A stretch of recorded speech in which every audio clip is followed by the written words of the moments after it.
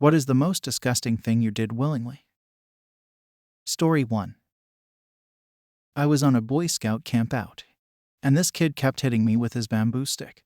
So I broke it in half and threw it away. He then decided to spit in my eye. So I proceeded to steal his bag of peanuts while he wasn't looking, and filled the bag with my pee. I let it soak for a bit, then poured the pee out, and I let the bag dry in the sun for the rest of the day. The next morning I placed the bag back in his tent and watched him eat the whole bag. He periodically looked at the peanuts a little confused, but he ate the whole bag of like 30 plus of them. It was excellent revenge. Peanuts. This is irrefutable proof that pee is stored in the nuts. Story 2. In 3rd grade, a girl I had a crush on offered me a cool mechanical pencil in class if I dragged my tongue across the entire classroom floor. I did it twice and she didn't give it to me. She also didn't date me when I asked her out. I guess I was down bad in 3rd grade. That girl totally sucks. Story 3. Disgusting in the "why would you do that" way. But I am ashamed and embarrassed about this. And no people will think this is but here goes. When I was 15, a very, very teenager, I was watching a film with my dad, lying down. A hot woman was on the screen and I got an erection. I had my hands down my pants, and I started having a wank.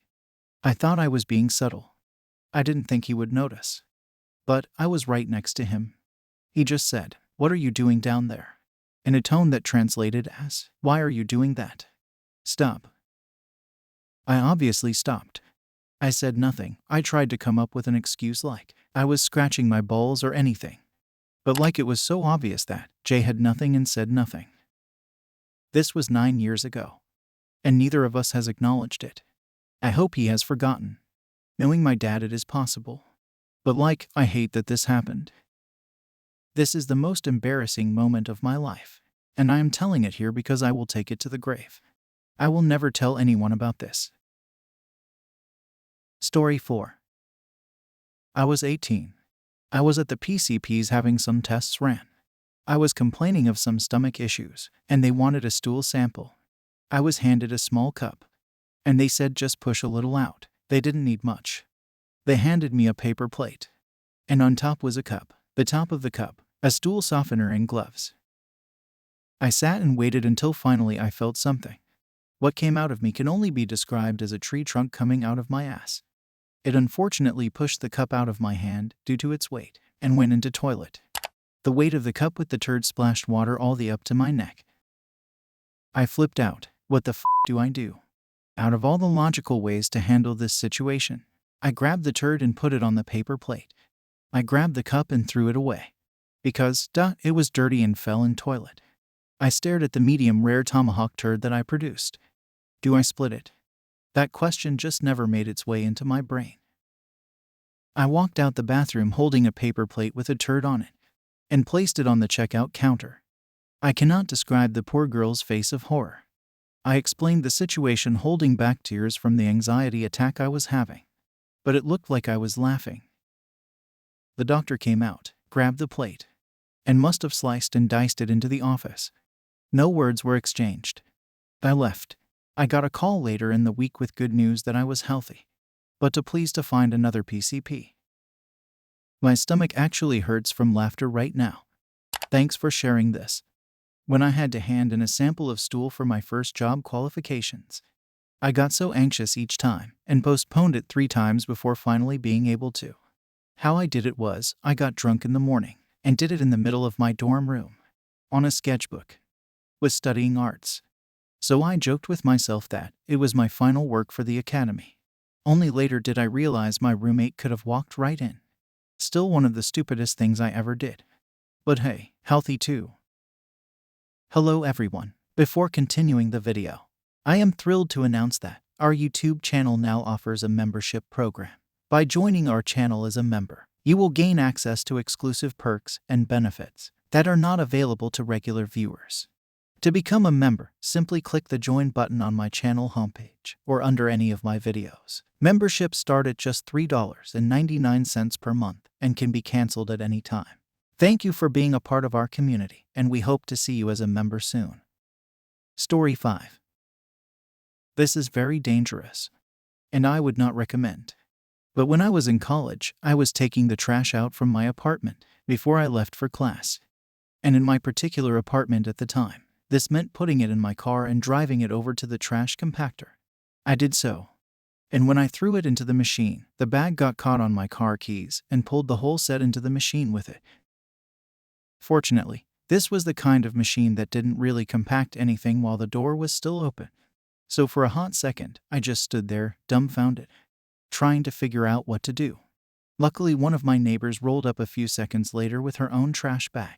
So in a panic, I asked her to hold the door for me while I crawled into that thing to grab them. As an adult in my 30s now, I don't know how I didn't get crushed to death, honestly. Especially with just some random middle-aged lady holding my life on her hands. But I had a test in the class I was about to leave for, so I felt like I didn't have much of a choice. So in I went. It was exceptionally disgusting. I was living in Georgia at the time, and it was late spring, so it was disgustingly hot and swampy in there, on top of all the trash juice and other general unpleasantness. However, the keys had landed in a fairly easy spot. So once I got myself down the little chute, it was pretty easy to get the back. But I will never forget the look on that woman's face when I rebirthed myself out onto the world, smelling faintly of garbage, having done probably the stupidest thing of my life. I wonder if she ever tells people about that. Though. Story 6.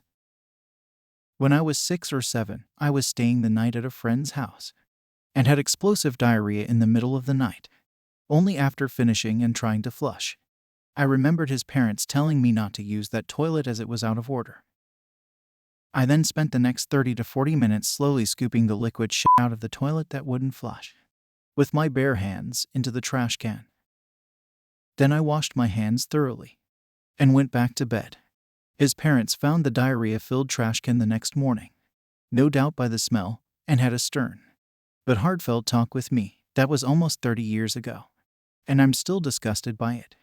Elmow. This reminds me of a bad time I had in college. My appendix was rupturing, but I didn't realize it. I thought I had a really bad stomachache. So in the middle of the night I tried to take a dump.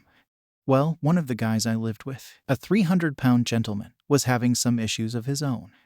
This toilet was clogged with the largest turd I have ever seen. I'm not even joking. It was around 4 inches in diameter. I desperately needed to unclog the toilet, and there was no plunger. So I did the only thing I could. I grabbed a plastic knife and sawed it into flushable pieces. I had repressed that memory until now. Thanks. Story 7.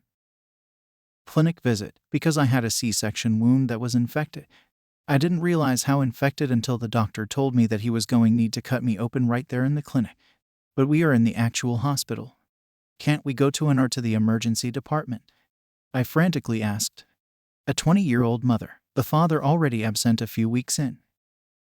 The doctor injected a local into the areas around my wound, went and got a tray of tools and a nurse. When they came back in the room, I was scared and freaking out, especially since I have always had a horrible history with severe strep infections multiple times a year, mostly throat and ear, but tooth socket, face, and knee as well. The doctor grabbed a scalpel and cut me open along the C-section wound. Unfortunately, if I looked at him, I had a rather good view of everything reflected in his glasses.